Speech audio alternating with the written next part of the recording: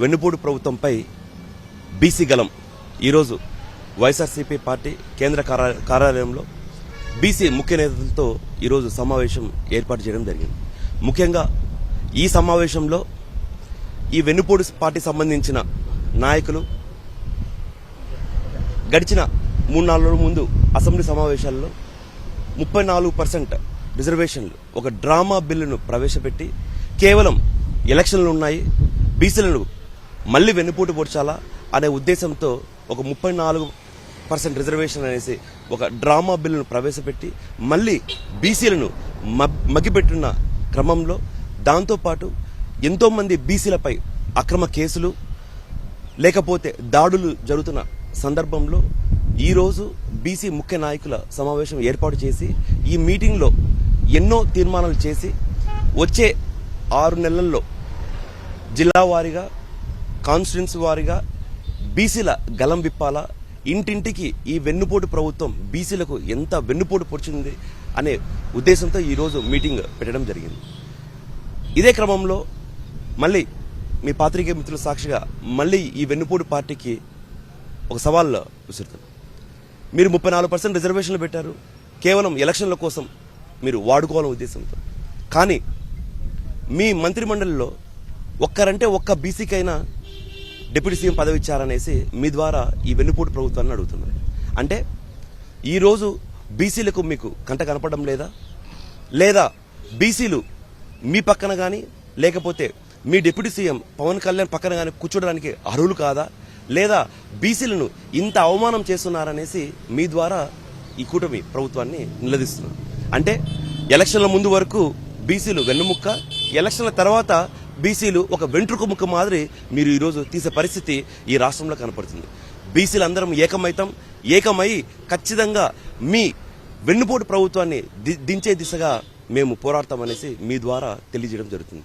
అంతేకాకుండా మీరు మా నాయకుడు బీసీ అంటే ఒక బ్యాక్ బోన్ క్లాస్ కాదు, ఒక బ్యాక్ బోన్ క్లాస్ అని చెప్పి అన్ని పదవుల్లో సుమారు 50% పైచిలకు బీసీలకు కేటాయించిన ప్రభుత్వం మా ప్రభుత్వం. ఈరోజు మీరు మీ వెన్నుపోటు మేనిఫెస్టోలో బీసీలకు 18 ఏళ్లు దాటిన మహిళలకు ఆడబిడ్డ నిధి అన్నారు, 50 ఏళ్లు దాటిన బీసీలకు పెన్షన్లు అన్నారు. అట్లా ఎన్నో స్కీములు చెప్పి నమ్మించి ఓట్లు వేయించుకొని ఈరోజు ఎంత వెన్నుపోటు పొడిచారనేసి మీ ద్వారా ఈ వెన్నుపోటు పార్టీకి చెప్పడం జరుగుతుంది. అంటే బీసీలంటే ఒక వెంట్రుక ముక్క మాదిరి మీరు తీసేస్తే మేము పడుంటాం అనుకున్నారా? కానే కాదు. వచ్చే ఏ ఎలక్షన్ అయినా సరే మేము బీసీలంతా ఏకమై మీ వెన్ను విరిచేంత వరకు మేము పోరాడతామనేసి ఈరోజు మీ ద్వారా తెలియజేయడం జరుగుతుంది. ఈరోజు వైఎస్ఆర్ కాంగ్రెస్ పార్టీ సెంట్రల్ ఆఫీస్లో ముఖ్యంగా బడుగు బలహీన వర్గాల వారికి సంబంధించినటువంటి ముఖ్య నాయకులందరూ సమావేశం ఏర్పాటు చేస్తూ ఈరోజు ఈ వెన్నుముక్క పార్టీ వెన్నుపోటు పార్టీ ఏం చేస్తుందనేటువంటిది ప్రజల్లోకి తీసుకెళ్లాలనే ఉద్దేశంతో ఈరోజు మొన్న అయితే వారు అసెంబ్లీ సాక్షిగా వారు 30% 34% వాళ్ళు రిజర్వేషన్ అని చెప్పడం జరుగుతూ ఉంది. అంటే గతంలోనే 19 నుంచి 24 తీసుకుంటే మాజీ ముఖ్యమంత్రి వారిలో వైఎస్ జగన్మోహన్ రెడ్డి గారు వారు సుమారుగా 50% బడుగు బలహీన వర్గాల వారికి అన్ని రకాలుగా వారు రిజర్వేషన్ ఇచ్చి, ముఖ్యంగా చూస్తే నేను ఒక శాసనమండలి సభ్యులుగా ఆ రోజు 18 మందికి శాసనమండలిలో ఉంటే 11 మందికి బీసీలకిచ్చి వారు ప్రోత్సహించినటువంటి పరిస్థితి. అంతేకాకుండా శాసనమండలిలో 44 మంది ఉంటే ఎస్సీ ఎస్టీ బీసీ మైనార్టీలకు 30 సీట్లు ఇచ్చి రమారమి 69% ఇచ్చినటువంటి ఏకైక నాయకుడు మనం చూస్తా ఉన్నాం వైఎస్ జగన్మోహన్ రెడ్డి గారిని. మరి వీరు చెప్పడమే తప్ప నేతి బీరకాయలో నెయ్యి ఎంత ఉంటుందో ఈ తెలుగుదేశం పార్టీలో బీసీలలో కూడా అంతే ఉంటుందని ఈ సందర్భంగా తెలియజేస్తూ, గతంలో కూడా వీరు 34% అని చెప్పి వారు చేసినటువంటిది బిర్రు ప్రతాప్ రెడ్డి గారి ద్వారా కోట్ల వేయించి ఏం జరిగిందో ఈ రాష్ట్ర ప్రజలందరికీ తెలుసు అని ఈ సందర్భంగా తెలియజేస్తూ తెలుగుదేశం పార్టీ వారు కన్నులు తెరిచి మళ్ళీ ఒకసారి ఏదైతే చెప్పారో దాన్ని పాటించాలని ఈ సందర్భంగా కోరుకుంటున్నాను. ఈరోజు వెన్నుపోటు పార్టీపై బీసీ గర్జన అనే కార్యక్రమం మరి వైఎస్ఆర్ కాంగ్రెస్ పార్టీ ఆధ్వర్యంలో కేంద్ర కార్యాలయంలో ఈరోజు జరుగుతుంది. రాష్ట్ర వ్యాప్తంగా ఏదైతే బీసీలకు సంబంధించిన సీనియర్ నాయకులు ఉన్నారో వారందరితో కూడా ఈ కార్యక్రమం ఏర్పాటు చేయడం జరిగింది.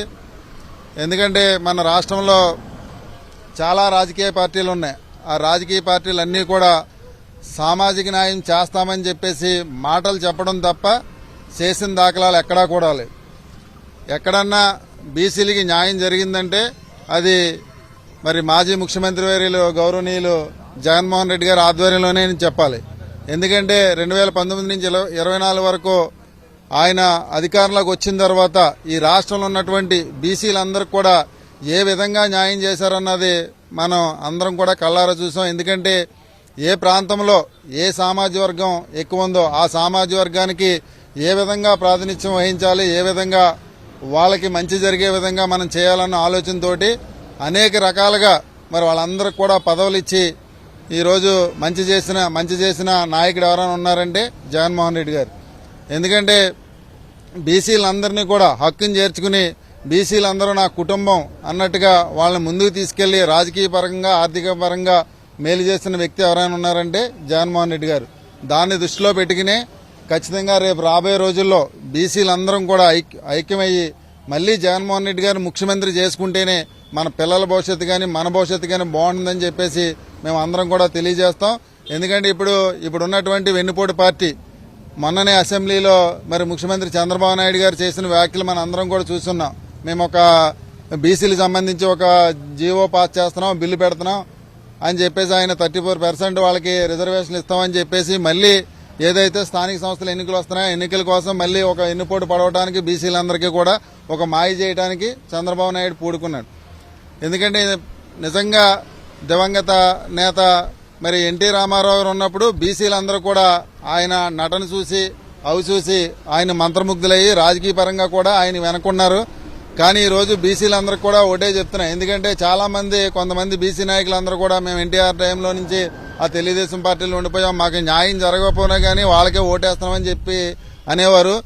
నిజంగా వాళ్ళ బీసీలకు సంబంధించిన నాయకులందరికీ కూడా మేము చెప్పేది ఒకటే. ఎందుకంటే ఒక తల్లి తన బిడ్డ ఏడుస్తుంటే తన ఎడం భుజంపై పెట్టుకుని ఆ బిడ్డని ఆ తల్లి ఏడవకుండా చేస్తుంది. ఆ ఎడం భుజంపై ఎందుకు పెట్టుకుంటుందంటే మరి 9 నెలలు మరి గర్భంలో మోసినటువంటి తల్లి ఆ బిడ్డ బయటకు వచ్చిన తర్వాత ఏదైతే గర్భంలో ఉన్నప్పుడు ఆ డబ్ అని సౌండ్ ఉంటుందో మళ్ళీ ఆ తల్లి ఆ కింద నుంచి తన గుండెలపై వేసుకుంటే ఆ డబ్ అని సౌండ్ చూసి ఎలా సైలెంట్ అవుతారో 2-3 సంవత్సరాలకి ఏ విధంగా పిల్ల మారుతుందో మనం కూడా ఖచ్చితంగా మనకి ఏ పార్టీ నుంచి మంచి జరుగుతుందో ఆ విధంగా మనం మారాలని చెప్పేసి కూడా తెలియజేస్తూ మరి ఈ రాష్ట్రంలో ఉన్నటువంటి బీసీ సోదరులందరికీ కూడా మేము చెప్పేది ఒకటే.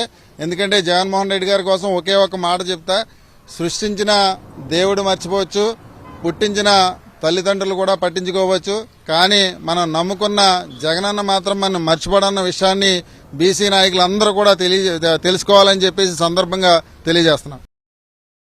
మరిన్ని అప్డేట్స్ కోసం ఛానల్ ను సబ్స్క్రైబ్ చేయండి. నోటిఫికేషన్స్ కోసం బెల్ ఐకాన్ పై క్లిక్ చేయండి.